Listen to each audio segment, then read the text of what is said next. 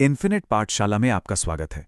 चलिए आज बात करते हैं उस खबर की जिसने देश की राजधानी को सचमुच हिलाकर रख दिया। दिल्ली में एक कार धमाका। सुनने में शायद ये एक आम हेडलाइन लगे, लेकिन यकीन मानिए ये सिर्फ एक धमाका नहीं है। इसके पीछे की कहानी क्या है? हमारे पास जो भी तथ्य हैं, आइए उनके आधार पर इस पूरी घटना को परत दर परत समझने की कोशिश करते हैं। तो सबसे पहले हुआ क्या? सोमवार का दिन था।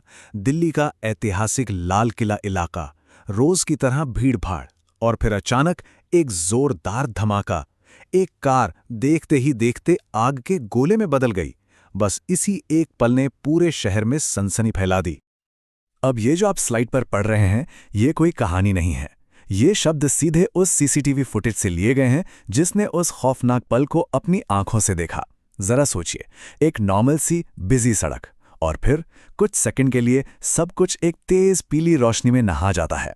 बस यही वो लम्हा था जब वो धमाका हुआ। देखिए, किसी भी हमले में ना जगह का चुनाव बहुत कुछ बता देता है, और ये कोई ऐसी वैसी जगह नहीं थी। ये ऐतिहासिक लाल किले के पास का वो इलाका है जो हमेशा टूरिस्ट और लोकल लोगों से खचाखच भरा रहता है। इसका सीधा सा मतलब ये है कि इरादा सिर्फ दहशत फैलाना नहीं, बल्कि ज्यादा से ज्यादा लोगों को नुकसान पहुंचाना हो सकता था। और बदकिस्मती से वो खतरा एक बेहद दुखद हकीकत में बदल गया। ये सिर्फ एक नंबर नहीं है, ये 12 जिंदगियां हैं जो उस दिन वहीं खत्म हो गईं। 12 परिवार हैं जिन्होंने अपनों को हमेशा के लिए खो दिया, और न जाने कितने लोग घायल हुए जिनकी जिंदगी शायद पहले जैसी कभी नहीं रहेगी। तो धमाके के ठीक बाद वहां का मंजर कैसा रहा होगा? चारों तरफ अफरा तफरी, आग की लपटों में घिरी गाड़ियां, और सबसे दर्दनाक, कम से कम 12 लोगों की मौत की पुष्टि हो चुकी थी, और कई लोग बुरी तरह घायल थे। ये सिर्फ एक धमाका नहीं था, ये एक त्रासदी थी। अब कहानी जांच की तरफ मुड़ती है। जब मौके पर शांति हुई तो जांच एजेंसियों ने काम शुरू किया। हर सुराग, हर सबूत अहम था, लेकिन एक चीज थी जो सबसे अलग नजर आ रही थी। एक सफेद रंग की Hyundai i20 कार का मलबा। जांचकर्ताओं को पूरा यकीन है कि यही वो गाड़ी है जिसके अंदर मौत का सामान रखा था। तो सवाल यह है कि इस कार के पीछे था कौन? दिल्ली पुलिस के सूत्रों ने एक नाम सामने रखा है, मोहम्मद उमर। और यहीं पर कहानी में एक बहुत बड़ा, मतलब चौंकाने वाला मोड़ आता है। मोहम्मद उमर कोई आम क्रिमिनल नहीं है। वो जम्मू कश्मीर के पुलवामा का एक डॉक्टर है। सोचिए, एक ऐसा प्रोफेशन जो जान बचाने के लिए जाना जाता है, जान लेने के लिए नहीं। सीसीटीवी फुटेज की मदद से जांचकर्ता एक बहुत जरूरी नतीजे पर पहुंचे हैं। उनका मानना है कि मोहम्मद उमर खुद उस गाड़ी को चला रहा था, और फुटेज से यह भी लग रहा है कि वो कार में अकेला था। इसका मतलब ये भी हो सकता है कि ये एक सुसाइड अटैक था, जो इस मामले को और भी ज्यादा संगीन बना देता है। लेकिन रुकिए, कहानी यहां खत्म नहीं होती। असल में हो सकता है कि ये एक बहुत बड़ी और उलझी हुई तस्वीर का सिर्फ एक छोटा सा हिस्सा हो।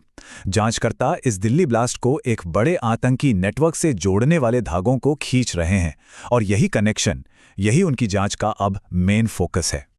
तो ये कनेक्शन है क्या आखिर? देखिए, एक तरफ है दिल्ली का ये धमाका जिसमें मोहम्मद उमर और उसकी i20 कार शामिल है, और दूसरी तरफ है फरीदाबाद में हाल ही में पकड़ा गया एक टेरर मॉड्यूल। पुलिस को शक है कि ये दोनों मामले अलग अलग नहीं हैं, बल्कि उमर उसी बड़े आतंकी नेटवर्क की एक अहम कड़ी है। इस पूरी पहेली को सुलझाने के लिए पुलिस एक बहुत बड़ा ऑपरेशन चला रही है। आप अंदाजा लगाइए, वो 100 से भी ज्यादा सीसीटीवी क्लिप्स को खंगाल रहे हैं, कार के पूरे रास्ते को इंच इंच करके ट्रेस कर रहे हैं, और हर टोल प्लाजा की फुटेज की बारीकी से जांच कर रहे हैं।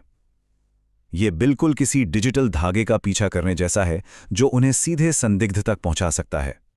और इस जांच की गंभीरता का अंदाजा आप इस एक बात से लगा सकते हैं कि पुलिस ने यूएपीए के तहत केस दर्ज किया है। ये कोई मामूली कानून नहीं है। इसका पूरा नाम है गैर कानूनी गतिविधियां रोकथाम अधिनियम।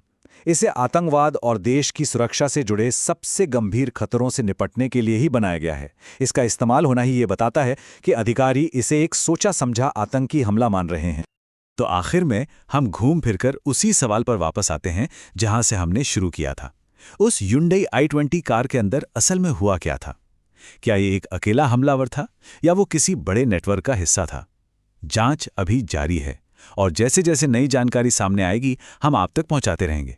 देखने के लिए धन्यवाद। कृपया बने रहें।